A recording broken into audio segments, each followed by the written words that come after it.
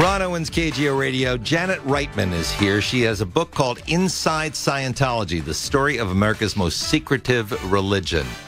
You mentioned Scientology, the lines absolutely fill up. People have all kinds of impressions and misimpressions. That's what she's here to kind of talk about. But the first words I said to her, having not met her before, is I feel like I'm in the club. Because at 20 of 9, I'm talking to John and Jen, and we're talking about who's coming up on the program. And I mentioned Janet was going to be here. And they asked about celebrities, and I said, yeah, Travolta comes to mind, and, of course, Tom Cruise and Leah, and I mispronounced her last name. It's actually Remini. I've gotten Twitter bombed. I must have 20 tweets from people dumping on me because, how can you even talk about Scientology if you can't even pronounce her name? Boy, they're pretty vocal, aren't they, Janet? Yes, they are. Yeah, now, they are. You went into this totally neutral, or did you have a point of view and then either found it confirmed or unconfirmed? I went into it totally neutral. Totally neutral. Yeah. All right. So how'd you start? I started because I had covered the war in Iraq for Rolling Stone, right? For a year prior, and I came back and I was not going to go back to cover the war, for a while, and my editors were trying to find something for me to do that would be like a big meaty assignment, and they assigned me a story on Scientology because it was during the same period that Tom Cruise was being so vocal. This is when he lashed out at Brooke Shields for taking antidepressants. He went on Oprah, and so we were really interested in what is Scientology? Mm-hmm. And so I just got this assignment to go and investigate what it was, and I knew nothing about it. Well, so that's how I began, and that was 6 years ago, actually. 6 years of doing something. I know. Let me ask you a blunt question. If you do have the choice, would you ever become a Scientologist? No. All right. Having worked back. Now, let's start from the beginning, because L.Ron Hubbard, everybody knows him, a science fiction writer. He started it. One of the things from your book is that it seems to kind of reinvent itself every decade. Yeah, that's one of the things about Scientology that people, I think, don't really understand. It's a brilliant marketing strategy. They have a brilliant marketing strategy. They're a brilliant marketing organization, or have been. I would say today they're not as good. They haven't reinvented themselves very well in the past 20 years. But from when they started in 1950 through the 80s, they had a different pitch for literally every generation. And they found a way to attach themselves to whatever was the big fad of the day. So in the 50s, it was pop psychiatry or pop psychology. In the 60s, it was the new age, more of the new age movement. In the 70s, they got into, they continued on with the new age thing, but they also got into drug rehabilitation. They got into, later, they got into sort of, and more traditional sort of self-help, quote-unquote self-help. And then in the 80s, they got into management technology. They have a whole management, what they call a management technology, a management system. And they got into doing business consulting. And they sort of, latched on to the professional development sort of trend that was happening with yuppies. Let me ask you two very basic questions then. Number one, what did they want to accomplish? Why did they start the L.Ron Hubbard thing? And what do they want? Why do they exist? What is it that they really want? Well, they want, to me, I guess I'll answer that one first. I mean, they want to have they want to what they call clear the planet, which means to rid the planet, rid our world of negativity, of diseases, of sounds wars. Good. Yeah, they have a goal shared war, by the way. I'm against disease. Yeah, I mean it's shared Pretty by most religions. Yeah. Honestly, peace and human kindness and that kind of thing, but they want to have a world that adheres to a Scientology worldview. And that's a very specific worldview. It has a very specific ethical code, and it's a very authoritarian, doctrinaire worldview. So it sounds like a cult. And it will all go back to the writings of L.Ron Hubbard. I don't use that term, but what I would say is that it's and I don't use that term because it there are so many permutations of Scientology. It's not always as controlling as at other times, and it depends on who you are, how controlling it really is. How invested you are is going to be how controlling it is over your life. But it's a very totalist organization, and those people who do get really into Scientology will find that it becomes their entire world. It becomes their family, it becomes their friends, it becomes their work. They can work in the secular world, but a lot of times they're going to be working with Scientologists. And so even if they're living in the secular world, which is unique, it makes them unique from, say, a group like the Amish or something like that. They're not, they're both a part of and completely separated from our world. And I mean, it's very, very interesting. And one of the things... Do they want to do good, or are they just con artists looking for money? What do they want? I think the people individually want to do good. And individually, they're wonderful people. I mean, I've met wonderful people who are Scientologists. I think individually, they're really good people. Their hearts are in the right place. They do want to do good. Lots of these people got in the 60s. A lot of them are ex-hippies who got in thinking they wanted to save the world. And Scientology presented itself as an organization that was opposed to things like the nuclear bomb and that offered solutions. But it appears that they're not really upfront exactly when they're trying to pitch people. They're not upfront in what they are and what they do. Right. And that's probably one of their key problems. I mean, and I think that one of the issues with Scientology is that they're upfront in some of their goals. They would like to have live in a better world. They promise you that they can help you solve some of your problems. And apparently they can. Apparently, in the very early phases of your involvement, you can profit, personally. You can do very well with Scientology. It's a form of counseling. It's like a different sort of therapy, and it seems to work for people. However, once you get more and more into Scientology and it begins to control more and more of your life, that's where it becomes problematic for people, and that's where a lot of the sort of the paranoia and the protectionism and all of that come in. 808-0810 is the number, but do me a favor, give me one more segment with Janet before we go to the phones. I want to develop a little more on her book, Inside Scientology. She is Janet Reitman. I'm Leah Remini. KGO Radio Time, 11:12. She's selling Scientology with John, Tommy, and Katie. Man, I bet she's really got it made. She's loving California. Scientology in California. Gee, what are the odds? Ron Owens, KGO Radio. The book is Inside Scientology, the story of America's most secretive religion by Janet Reitman. Let's put everything up front. You did 5-6 years working on this for Rolling Stone. You started with the article there, and you went from there. Right. And you went in neutral. My attitude towards Scientology had always been neutral. I had a guest who was on, I guess, 3 times, like once a year, but it's been like a year and a half. I really liked him. A very, very likable guy, kind of a public spokesperson for Scientology. The problem is, and I told him over and over to his face, I'd never get a straight answer. That's the problem. Is Scientology something where you can get direct answers? I think it really depends on what questions you're asking. If you are asking to know certain things that they literally can't tell you because they are a secret, then no. So are they like the Masons? A little bit. They have an esoteric basis.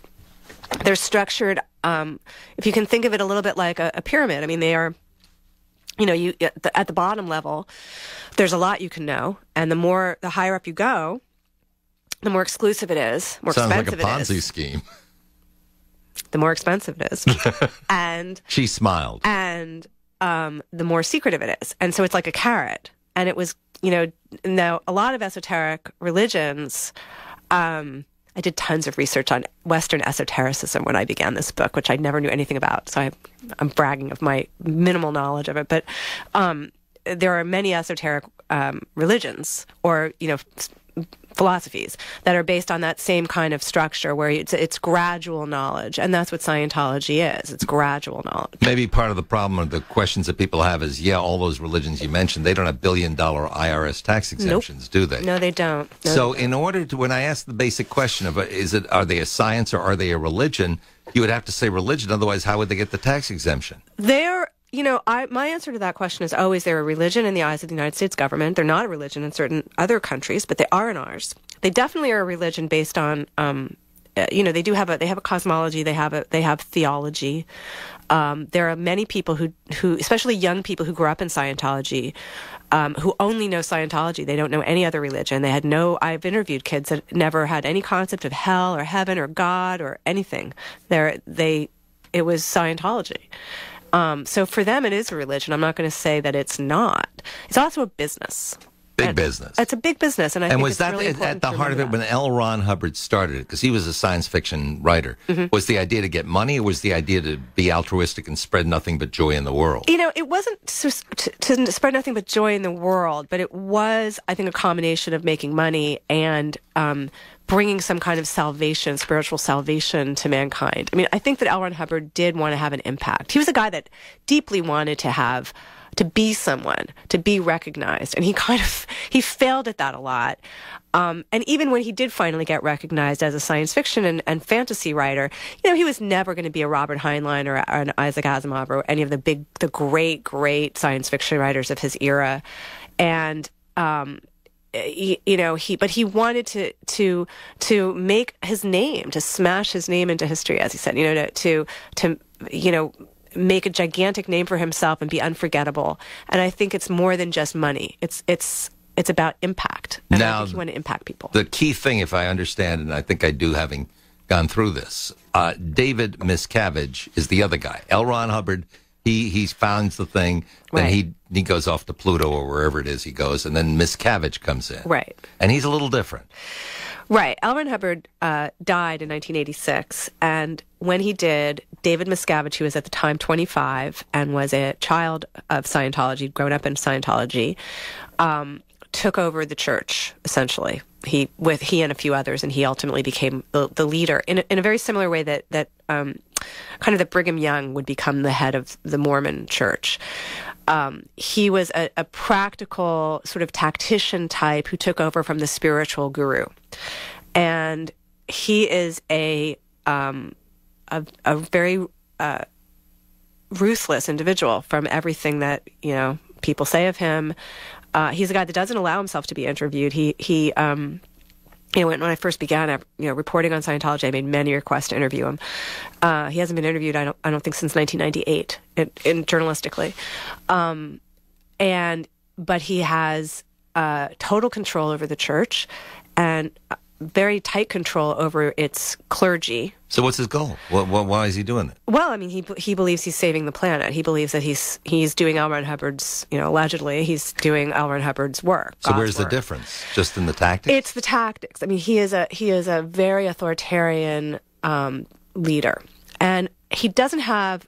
It seems as if he doesn't really have a feel for people in the way that Hubbard did. Hubbard started Scientology when he was 40, so he was like, and he. Done a lot of stuff in his life. He had a really kind of cool life, a very adventurous kind of cool life. And he was a great salesman from the get-go. So he had a real feel and a real knack for what was going to sell people and how do you appeal to them, and that's how he marketed Scientology, and that's why I think Scientology was successful. When Miscavige took over, Miscavige was brought up in this bubble world that Hubbard created, which is Scientology, and he doesn't understand. So, for example, he thought, it seems that he looks at celebrities and thinks, well, okay, we in the United States anyway are obsessed with celebrities. That's how I'll get people to join my church, is by making, pushing the celebrity thing. That doesn't make anybody join. Do the celebrities feel used, or do they suck up to them? I mean, how do they handle it? Well, they don't feel used because Scientology, first of all, does appeal to celebrities to help. It sees prominent people as promotion. So it does do outreach to celebrities, not all of whom they get. But the ones that they do get, they get people who are on their way up. They go for people who are sort of on their way up, and they treat them extremely well. They treat them like stars. Or they go for people who are on their way down, promising them that they can regain what they've lost. And again, they treat them like big stars. And so they feed the egos of these people either way. And that, that's been a pretty good strategy for them. So, but with all of that said, I think Tom Cruise, who was the biggest smokesman ever for Scientology, he did more to raise their profile than anyone else, good and bad. He did not contribute to a gigantic boom in membership. He might have contributed to a boom in interest and curiosity. Some of it was negative, but it didn't mean that you went out and joined it, because I think that really, if you're going to join a religion or any kind of big spiritual group of some sort, it has to be offering you something more than just that a movie star, your favorite movie star, is a member, In fairness, Kelly Preston, I think, said Scientology got her through the death of her kid. I mean, there are positive sides for sure on it. Yeah. One of the things you point out, though, is not as many celebrities as you tend to think they have. No. Think of the number of actual celebrities, big celebrities, I think you could count them on your hand.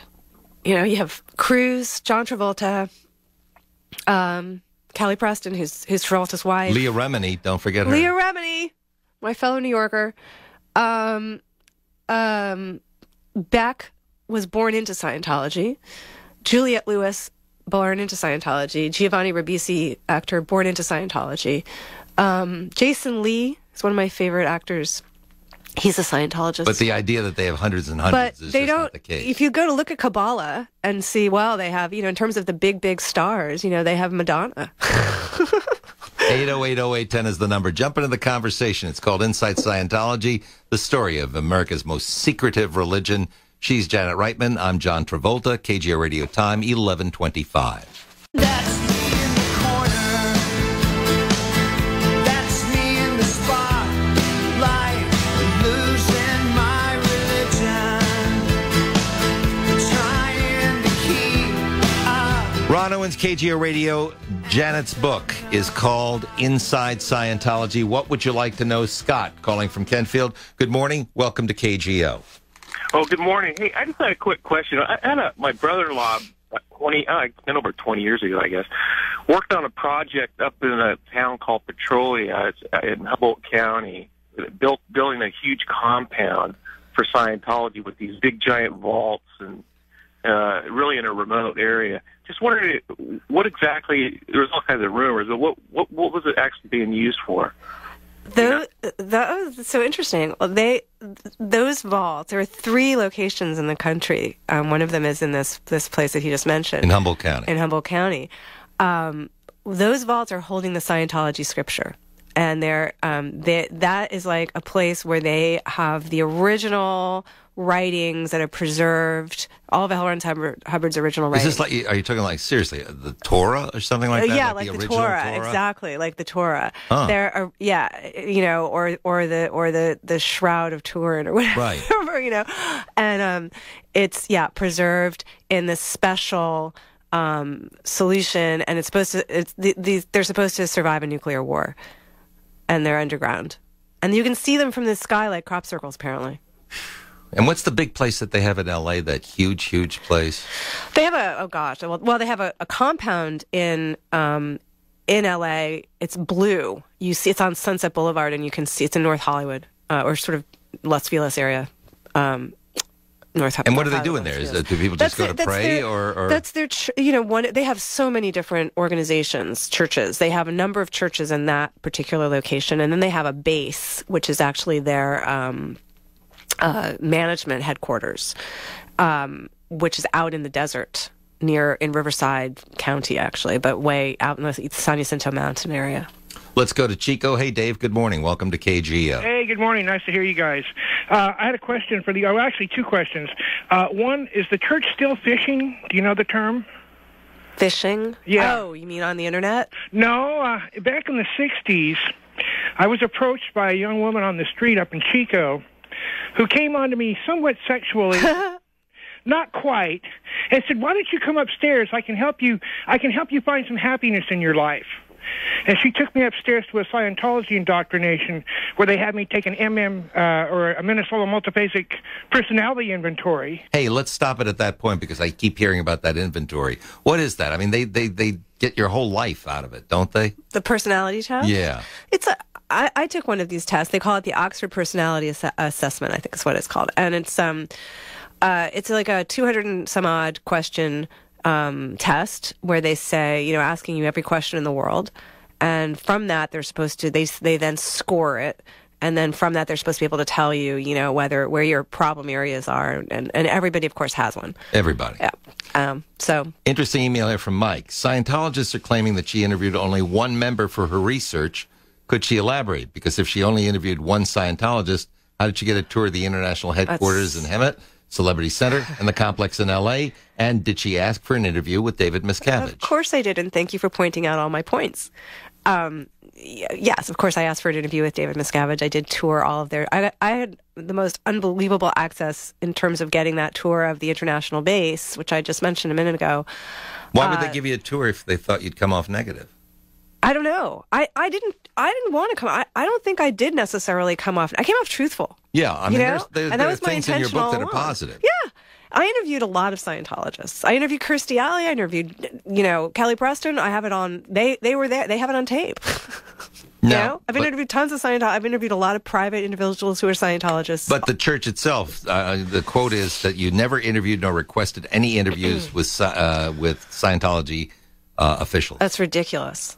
That's ridiculous. I interviewed a number of Scientology officials, many of whom were in my Rolling Stone article. And I began this book while I was writing the Rolling Stone article. I was, sorry, that's how books are written. And maybe they don't understand that, but that is how books are written. And I continued to interview many, many people who were both in Scientology, out of Scientology, and the majority of the people that I interviewed for the book were people who were very quietly outside of Scientology. Some of those people became much more public later on. But when I first interviewed them, it took me a long time to find them. It took me a long time to convince them to talk to me. It was a lot of hard work. So, these kinds of claims are they're just unmerited. 8080810, Ron Owens, Janet Reitman, KGO. Gonna let her in. Gonna let her in. Gonna let her in my life. Boy, Frank Sinatra, forget him, that's John Travolta. Not bad. If Scientology's that good, how come he can't sing better? I forgot that All was right. even John Travolta. Anyway. Oh my gosh. The book is Inside Wow. Scientology. She is Janet Reitman. Speechless. Here's a very good question from Steve in Nevada. He emails, please ask your guest if it's true the Church of Scientology tries to extract as much money and property as it can from its members. And if so, how successful is it at doing that? They are interested in, yes, extracting your money. I mean, getting you to pay for as many things as you can. And to give a lot of money to a myriad different causes. In fairness, is that different from other religions? No, it's not, except that I think the scale of this is so much more. I mean, Scientology, what they call registrars, are salespeople, are trained in hard sell tactics. There's a book that they use called Surefire Sales Techniques, is I believe the title, written by a guy named Les Dane, who is a former car salesman. And they use those tactics. They drill them on these kinds of tactics, and they will get money out of people. And so what's going on right now, in particular, is a huge drive to get their members to donate to build new buildings, to build new churches all over the world, and to translate Scientology materials into languages that are more obscure. And people will spend hundreds of thousands of dollars on this. I mean, that's very, very high pressure. They'll get phone call after phone call after phone call after phone call asking for money. Aren't they on TV now doing ads? And they're doing ads. Yeah, the ads though are not for the membership. The ads are for people like you and I. But in terms of getting money out of people, this is the membership they're trying to get money out of. And this comes from Nate. I know Scientology can be unbelievably litigious. Character assassinations when someone comes out and attacks them. Have you been sued, harassed, or declared an SP by Scientology? SP is? SP is suppressive person. Ooh, that not good? Evil person. Evil? Yeah, bad girl. I'm assuming that I've been declared a suppressive person on some level. I don't know. I can't comment on the legal thing except to say that Have you been sued? I can't comment on that. You can't say yes or no. Can't comment on it. Sorry. Who said you can't say yes or no? Sorry. Well, let's dig a little. Wait a minute. You can't say yes or no. Obviously, the answer is yes, because otherwise it had to be a lawyer telling you don't comment. Or it's a lawyer saying don't comment. Well, it was a lawyer It could be a saying lawyer saying just don't comment because we don't want to get involved in discussing our personal, private But it says, yeah, they sued publishing you. issues. They sued you. No. 8080810. They actually didn't. Sorry. Janet Reitman, Ron Owens, Inside Scientology. There's nothing to putting psychology in your biology. No Scientology, Dianetic anesthetic. You took bad advice. Kid, I'm mad. 1147, Ron Owens, Janet Reitman's book, Inside Scientology. Anya in Oakland. Thanks for waiting. Good morning. Hi, Janet. Good morning. My question is about the South Park episode of a couple years ago and whether the cosmology they portrayed in that is accurate in any way. Yes, it is.